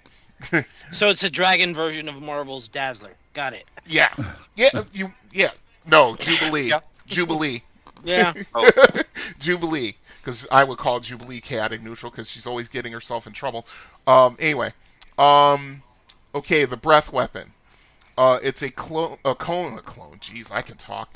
A cone of glowing shards. The cone is 60 feet long, 5 feet wide at the dragon's mouth, and 25 feet wide at the base. Creatures caught in the blast must save versus breath weapon for half damage, and must make a second saving throw versus breath weapon or be blinded by the dazzling shards for 1 turn per age level of the dragon. Mm-hmm. The shards shine as bright as daylight and can be seen for miles. Creatures within 60 feet must save versus breath weapon or be dazzled, incurring a penalty of -2 to attack rolls for 1 turn per the age level of the dragon. Crystal Dragon casts spells and uses magical abilities at 5th level plus its combat modifier. So at Juvenile, which is the base level, that's ninth level casting ability. Crystal Dragons are born immune to light-based attacks and normal cold, and are able to cast Charm Person at will. Oh, jeez. At will? At will. Good thing Will isn't here. Yeah. I mean, as many, unlimited times a day. Yes, unlimited. Yeah. Yeah. So, yeah, I can see all kinds of possibilities for a Crystal You get Dragon charmed, lair. you get charmed, you get charmed. Mm-hmm, Yeah. exactly. Okay, as they age, they gain these additional powers. At Juvenile, they cast Color Spray 3 times a day. At Mature Adult, Suggestion 3 times a day. At Very Old, they can cast Luck Scale once a day. This allows the dragon to enchant one of its scales as a Stone of Good Luck. The enchantment lasts 1 hour per age category of the dragon. So at Very Old, that's what, 9 hour duration, because that's when they first get it. Such scales are given to friendly visitors. So I'd trade out Color Spray for Chromatic Orb. You want to know what that would be a spell I would give them. And at Worm age category, which is category 11, they control winds 3 times per day. They do have psionics, although it's very light. They only have like 1 discipline, 1 science, and 2 devotions. So they could probably ESP you, and that's about it. Let's see. They usually use Clairsentient, so yeah, I think they can get ESP. I think ESP is a devotion, not a science. Yeah, because it's also a magical spell too. They could probably just cast that. They could, yeah, if they don't. Clairaudience, Clairvoyance, and Precognition are their go-tos, and that gives them, they get the intel set up, and that also means that they start slipping into the, that thing that you just did, I saw it coming, so you didn't do it. And here's my defense for it already, which I pulled out of my scaly butt, but I'm the DM's character, so I can. Yep, for sure. Okay, habitat. Crystal dragons prefer cold, open areas with clear skies, and they enjoy stargazing. They have been known to build snow forts, create beautiful snow sculptures, and throw balls of snow at various targets. They are fun-loving and mischievous. Yeah, chaotic neutral, for sure. Crystal dragons are reasonably good parents if somewhat irresponsible. Crystal dragons are hunted by some white dragons. However, a rare crystal dragon will adopt a young white dragon, teach it to be friendly. That's pretty funny. Although generally friendly, they bear great enmity towards all giants who sometimes try to enslave them. And like I said, they eat gems and metal ores for their diet. They prefer it to all other foods. So and if they want to really mess with your head, they decorate their lairs with dancing lights and color spells so that you don't know what color they are. Yep, casting they are misdirection. I could see it. It would probably just cast him to be a white dragon, and all of a sudden it's like, ha, I fooled you. No, I'm not that. Just looking at just don't be fooled by the illumination, by the aura of whatever the illumination is, because that will set their color. Yep. Until you see them in white light, hold on. Yeah, close your eyes for sure. Their armor class starts at 3 at hatchling, goes all the way to -8. Their breath weapon starts. Don't necessarily assume they're that small either. I mean, 12-foot base at age category size level 6, they are the entire length of a semi truck. True. Yeah, 7. Yes. Oh, you can ride them then. You can ride them. Yeah, it's a little bit of a snug fit, but yeah, once they get that big. But once they get age category ancient, you're talking something the size of a little Learjet or more. Yep. But when you compare them to the other ones at the same age category, they are tiny. They're even smaller than white dragons, believe it or not. White dragons are bigger than them. And the white dragons are the smallest out of all the chromatics. So, okay. And don't knock the combat abilities either. because I know it's 1 to 6, 1 to 6, 2 to 12. Mm-hmm. Don't forget that the combat modifier of 2 E-Dragons is added to their attacks and damage rolls. So if it is, if they are at age category 6, so their combat modifier is +6, that's 1d6 plus 6, 1d6 plus 6, and 1d12. Oh, or 2 to 12 plus 6. Yep. They are a mash you in and squish you because you are on the food chain, not the top of it, buddy. Right. More importantly, I mean, their breath weapon is literally Will Smith putting on a pair of sunglasses and pulling a metal object out of his pocket. Can you please stare into this? At that point, you forget why you are attacking this dragon. You know what? Yeah, I'd have them casting Forget. Just on top of that, sure. Yeah, while the PCs are all staggering around because they all brick their saving throw, now they're hurt, now they're completely blinded, and then all of a sudden, okay, guys, you don't know anything. Make another save. Well, what I would do with him, it's like, what did you do to that guy? He says, I could do Forget, but Feeble Mind is much more fun. I don't think they can cast that. Feeble Mind is what, level 5? No, they can't do it. Oh, they're only level 3. Yeah, they only get max 3. Yeah. Have you used any of these before? I've never used a Crystal Dragon, although I've been tempted. Just as most of us DMs with veteran players, just to throw a monkey wrench into things, because the last thing you want to see, the last thing that really boggles players when they go to a dragon's lair is the dragon just to come out and say, "Hey guys, what's up?" and want to come out and talk to you guys about stuff and surreptitiously charm one or two of you while he's doing it. I have a living world. I have one living in my world up in the Russian area of Anislav. There's a town of miners, and it literally lives above the town and has started charming all of the townsfolk to the point where they come to him and ask him what he needs. And on a whim, he will say, everyone in town needs to wear purple. So when the players get there, everyone's wearing purple, and if you're not wearing purple, you will be harassed and yelled at. And then a week later, the players come back from their adventure back into the town of Provosk, and they're like, "Why does no one have pants on?" Yep. Because the dragon has asked all of us to not wear pants for a holiday. So yeah, I have one of them just literally chaotic neutral. Yeah. Mm-hmm. Everyone. Yep. And he uses his luck scale, and he hands it to the fishermen that go to the lake for ice fishing as good luck to bring him food, and they pay him with their what do you call it? They give him, he gets a cut from using their luck scale to fish. Mm-hmm. Wow, he could become a business dragon very easily. Yep. And having his fun with the at the townspeople's expense. Yep. Mm-hmm. Yep. Yeah. Oh my God. So I've never used it, but then again, I'm really stingy with dragons in my campaign anyway. So,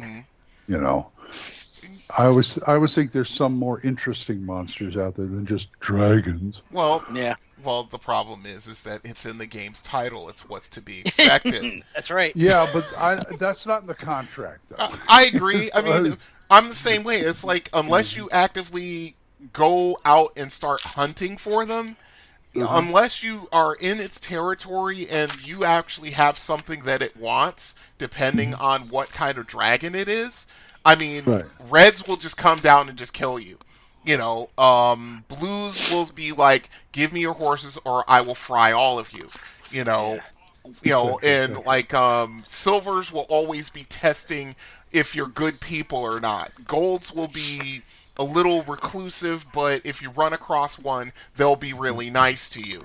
Bronzes love you. In my world, the dragons are treated like we treat real world any animal that we hunt. If you don't hunt deer for 100 years, what happens to the deer population? They overrun it. Correct. So there's a reason why the game 100 years. Dragons. Try 5 years.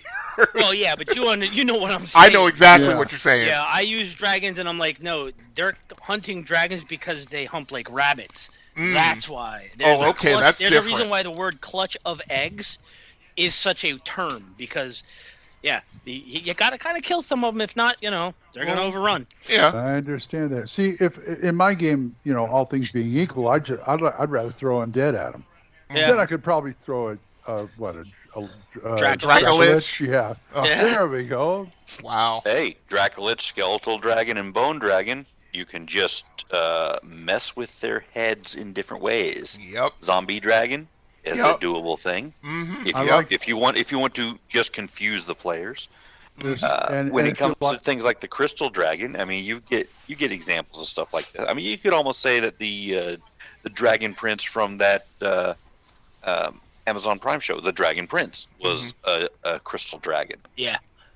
Which was an awesome show you should watch. And if you want to see what it's like to get into a fight with a dragon, excellent anime version of that happens in episode 1 and 2 of Vox Machina.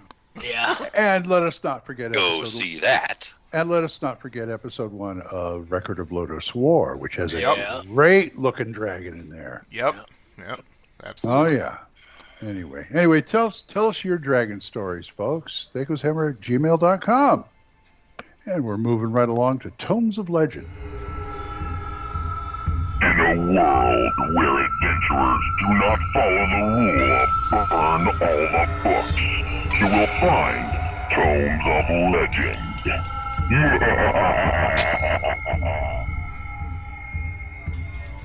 Tomes of Legend, Dragons of Winter Night. We are still in the throes of Dragonlance. Yep, we're in the middle. We're in the middle part.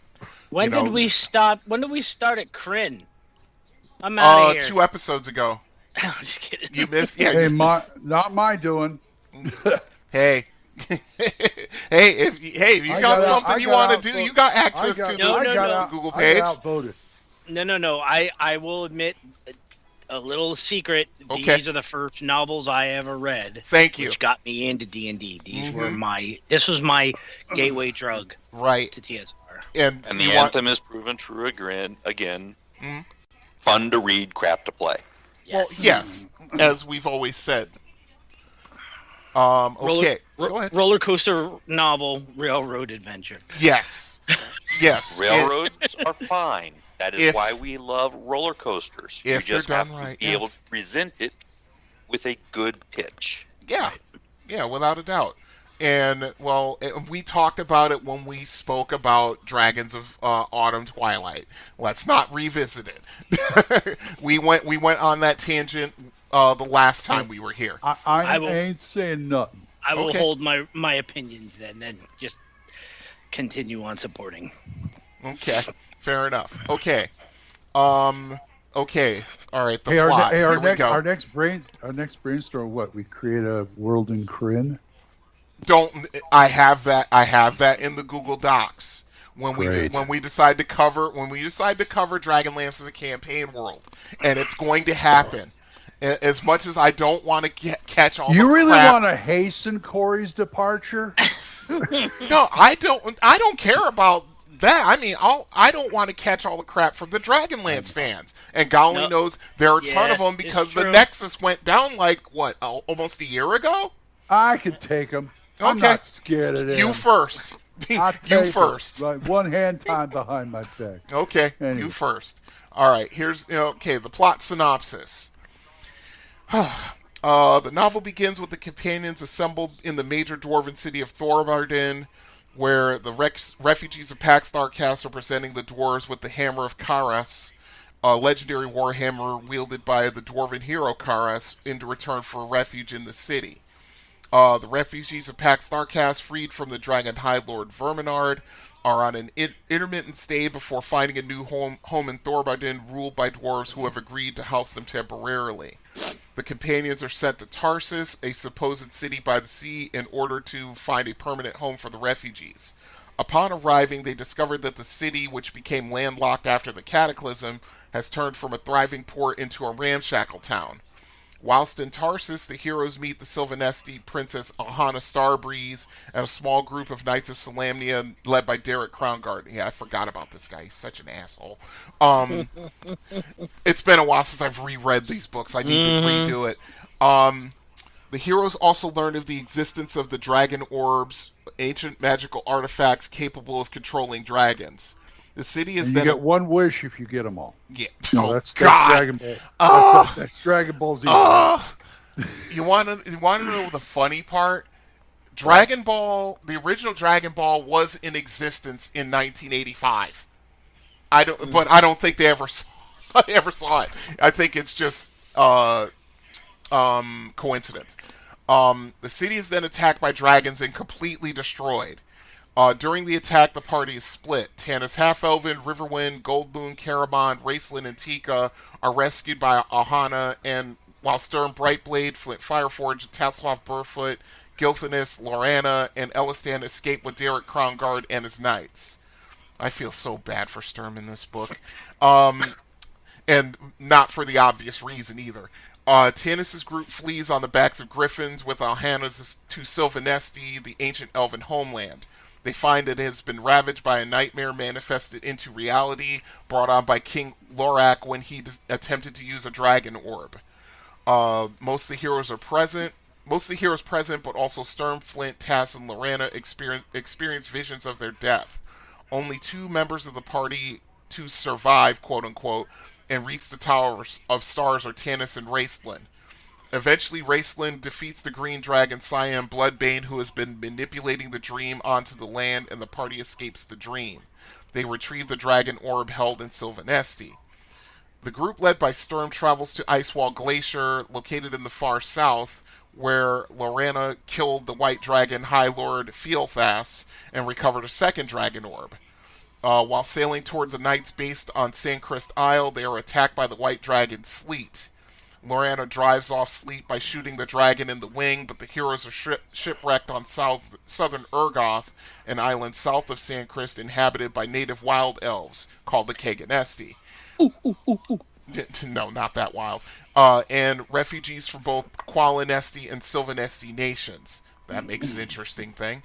Upon making landfall, the group is confronted by a force of Sylvanesti elves. The Sylvanesti surprisingly knock Gilthanis unconscious, and a battle nearly breaks out between the 2 groups before Lorana is able to defuse the situation. The Sylvanesti then bring forth a Kaganesti elf named Silvara, who heals Gilthanis and escorts the group to Qualamori, the refugee city established by the Qualinesti elves. It becomes evident that tensions are high between the 3 groups of elves. The Sylvanesti and Qualinesti are ancient rivals and refugees, and both nations consider themselves above the wild, quote-unquote, Kaganesti, who are native to southern Urgoth and whose lands they are occupying. Because every story is better with racism. Yay! Yeah, yay racism, exactly. Let's see. The reunion of the heroes with the Qualinesti does not go well. Lorana is publicly snubbed and insulted by her family, and the Qualinesti imprison all of the non-elves in the group and seize the dragon orb. Realizing the Qualinesti will not use the dragon orb for anyone but themselves, Lorana, with the help of Gilthanis, Silvara, and an imprisoned human blacksmith, I can talk, Theros Ironfeld, steal the dragon orb and free the rest of the heroes, and the group then flees Qualamori. Aggressively pursued by the elves, tensions grow between Derek and Sturm when Sturm refuses Derek's order to attack the elves. The heroes eventually decide to split the party, with Derek and Sturm taking the orb onto Sandcrest, while the rest of the group lures away the pursuing elves. Silvira guides this group to the tomb of the legendary hero Huma Dragonbane. There they meet the enigmatic, bumbling wizard Fizban, who is presumed dead. Yeah, here he comes. Silvara reveals the great secret that she is a silver dragon and agrees to aid the party in forging dragon lances, which will be necessary in turning the tide against the dragon armies. Okay. The focus goes back to Tannis' group traveling in the port city of Flotsam. The adventurers pose as a traveling magic show, with Raistlin as the star magician. They're able to make some money and escape undue attention. En route, Raistlin gains power over and masters the use of the dragon orb he obtained in Sylvanos. By this time, Sturm and Derek have reached Sandcrest with the dragon orb. Derek brings charges of dishonor against Sturm for his failure to obey orders, but due to one of the leading knights, Lord Gunthar Uthwilstan, personally pleading his honor on Sturm's good character, Sturm is allowed to become a full knight of Solamnia in the Order of the Crown. Sturm is also made third in command of the Solamnic Knight Force, being sent to defend the High Claris Tower in Solamnia behind Derek and the Knights of the Sword. Lord Alfred Markinen, the Tower Guards, and a narrow pass in the mountains and its primary avenue of defense for the rich city of Palanthas. But the citizens of Palanthas believe the dragon armies will leave them alone and thus provide little support either in terms of men or supplies for the defending knights. What's the page count on this? 400. Oh, 399 actually. It's big. Yeah. Okay, to continue. Wow, because It's the middle story. It's like the Two Towers. The Two Towers. Everything is going on now. The inciting incident has happened. This is everything is now going on, and everything is going badly. And this is a cautionary tale for the DM. This is what happens when you split your party in an epic story. It is also the one of the inciting incidents of I have put the party into situations, and one by one they're all dying. Crap. Yeah. Oh, it was all a dream. Yeah. So it's sort of the... Except putting psionics in your campaign, if you're willing to screw with their heads and make them not trust anything they see or do, and rewrite it all with a snap of the fingers and, that was just a test, it was a dream. Yeah, exactly. So this is the Empire Strikes Back of Dragonlance. Yes, that's exactly what this is. Okay, to continue. The Whitestone Council is convened to try and form an alliance to fight the dragon armies. The council quickly descends into chaos between the quote-unquote allies as the elves threaten war against the knights unless the dragon orb is returned to them. Finally, to stop the bickering, Taz shatters the dragon orb by throwing it against the Whitestone. Amidst the confusion, Theros Ironfeld demonstrates the power of a newly forged dragon lance by shattering the Whitestone with it. The stunned allies grudgingly agree to start working together. Back on the mainland, Lorana and Flint testify on behalf of Sturm Brightblade before the Knights, leading him to be fully exonerated of all the charges Derek brought against him. Like I said, Derek's an asshole. Lord Gunthar is so impressed by Lorana that he asks her to travel to the High Claris Tower to bring the news that Sturm has been cleared and to deliver the new Dragonlance to the Knights. Lorana feels that Gunthar is using Sturm to further his own ambition, but still agrees to go for Sturm's stake. On the other side of Ansalon, Tanis and company are staying in an inn in the disreputable city of Flotsam. The city streets are dangerous. It has been overrun by the Blue Dragon Army, and a large portion of the army is present in the town, occupying every bar and inn. Tanis and Caramon, in an effort to blend in, steal the armor of 2 Dragon Army officers. As Tanis wanders the streets, he's attacked by a deranged elf in a back alley. Suddenly, he's rescued by Kitiara, the fiery human woman that is Tanis' ex-lover and half-sister of Raceland and Caramon. Kitiara has risen to the rank of Dragon High Lord, leading the Blue Dragon Army. Tanis, stunned, lies to prevent the capture of the rest of the group and claims he is a new officer under her command. She escorts Tanis to her quarters, and the two resume their love affair. Because snoo is always the answer. Always. Always. Yeah, Snoo saves the world. Yeah, okay. To continue. Meanwhile, the Knights of Solamnia, also with Lorana, Flint, and Taz, have fortified the High Claris Tower. They are greatly outnumbered by the besieging Blue Dragon Army and are low on supplies. Morale within the tower is low.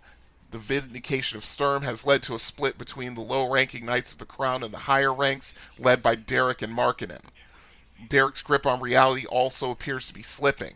Finally, as supplies near their end, an increasingly desperate Derek orders a frontal assault on the encamped Dragon Army, stating they will flee before the charging Knights. Sturm, believing this to be suicide, rightfully, refuses the order and does not permit his Knights of the Crown to accompany the attack. Derek and Markinen carry out the attack with most of the garrison and are promptly slaughtered. Baccharis, the ranking Dragon Army commander, brings the headless body of Lord Alfred and a dying Derek up to the tower and starts to taunt the remaining few defenders when he is silenced by Lorana, shooting him in the arm. Wow. The Blue Dragon Army attacks the tower in force the next day, but is repulsed by the few remaining knights. Still, Sturm knows this is only a temporary victory, as now the enemy will bring their dragons up to attack the tower. Meanwhile, deep within the recesses of the tower, Tass has found yet another dragon orb and realizes that the unusual architecture of the tower is designed as an elaborate dragon trap designed to lure dragons into a centered chamber in the tower and slay them. The dragons attack, overwhelming the defenders with dragon fear. Sturm manages to stall them for a short time, but is killed by Kitiara. Inside the tower, Lorana successfully controls the dragon orb, which lures 2 blue dragons inside the traps, where the knights slay them using their dragon lances. Kitiara wheels her dragon away and escapes the call of the orb. The dragon orb also drives all the attacking Draconians insane, causing the advancing blue dragon army, which had been on the cusp of victory, to collapse into utter chaos. Afterwards, Lorana goes out to protect the body of Sturm and is confronted by her romantic rival Kitiara. Kitiara informs Lorana that Tanis is with her and departs. Sturm is buried in the chambers below the tower, eulogized by a bitter and angry Lorana, and honored by all the survivors of all embodied by the knights.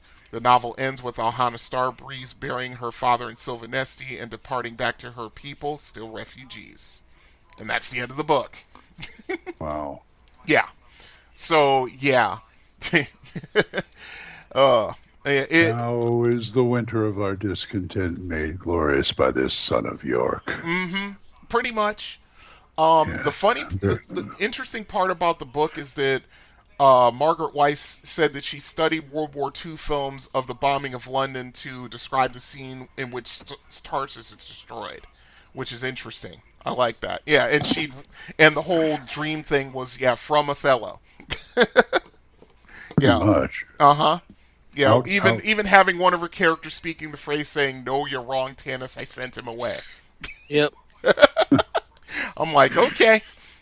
Wearing your influences on your sleeve, Margaret. That's cool. To a nunnery, girl. Mm-hmm. So yeah, now this sets up Dragons of Spring Dawning, which we will address in episode 174. This will be 176. So that's Return of the Jedi type. So there's no Ewoks in here, is there? Ewoks be the Gully Dwarfs. That's what the Gully Dwarfs are for, yeah. Okay. They introduced them a little early, though.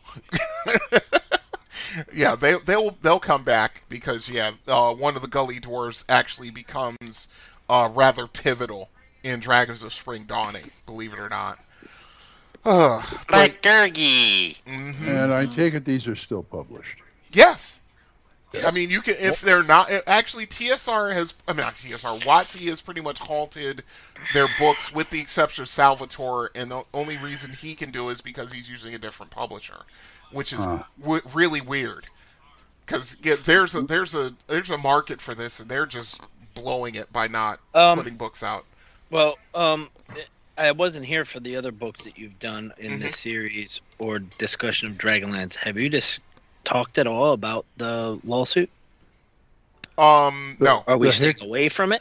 The Hickman Weiss thing? Yeah. Well, they now own their sole rights to Dragonlance. Yeah, and they're putting out a new book. It's coming out this year, I think. Correct. I forgot all about that. Yeah.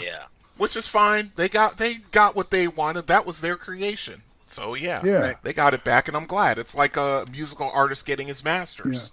Yeah, that's one thing. I'll give props for WotC to. They occasionally let an IP go to the person who created it. Mm-hmm. Yep, I agree.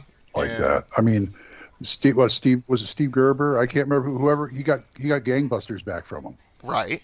That's why Mark can do what he's doing because he's got the blessing of Steve Gerber. Gerber, I think. Yeah.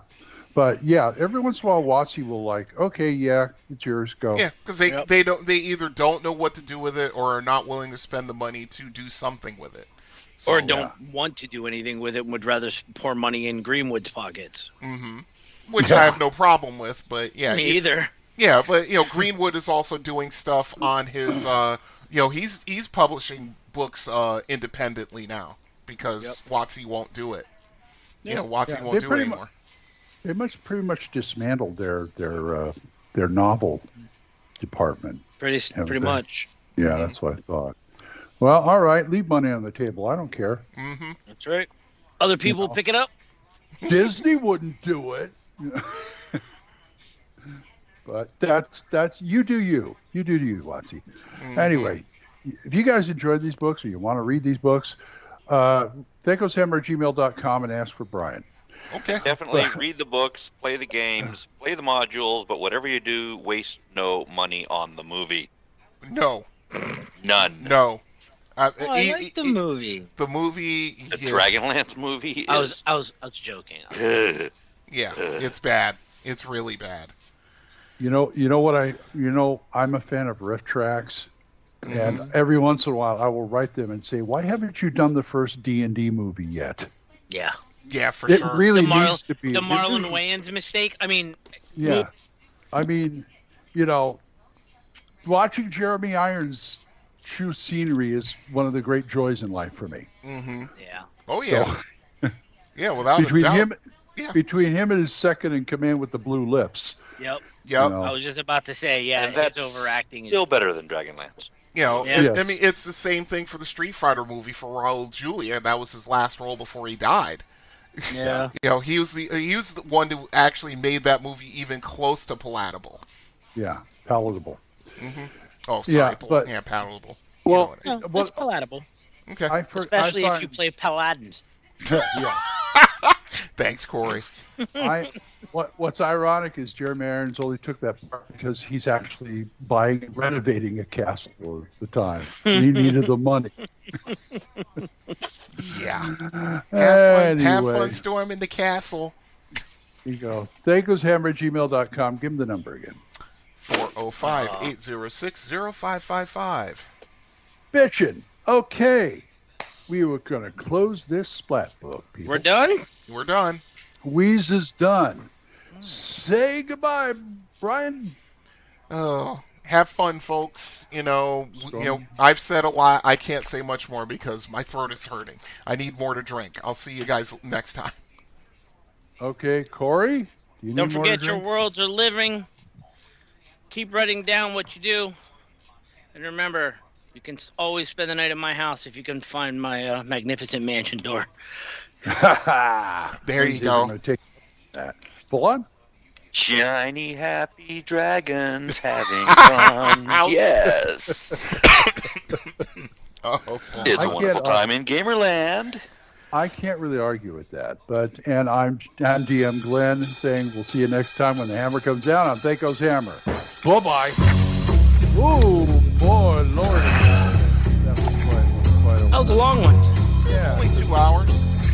Yeah, well, we get into the email. THACO's Hammer theme is provided by the Diablo Swing Orchestra. You'll find them on Jamendo.com. All other additional music for this episode was provided by Kevin MacLeod. You'll find more of his music on Incompetech.com. Be sure to visit our website at THACOsHammer.info. If you have any questions or comments, email us at THACOsHammer@gmail.com. Remember, that's an O, not a 0. You can also find us on the second edition forums at osrgaming.org and at purpleworm.org. Or give us a call and leave us a voicemail at 405-806-0555. See you next time when the hammer comes down on THACO's Hammer.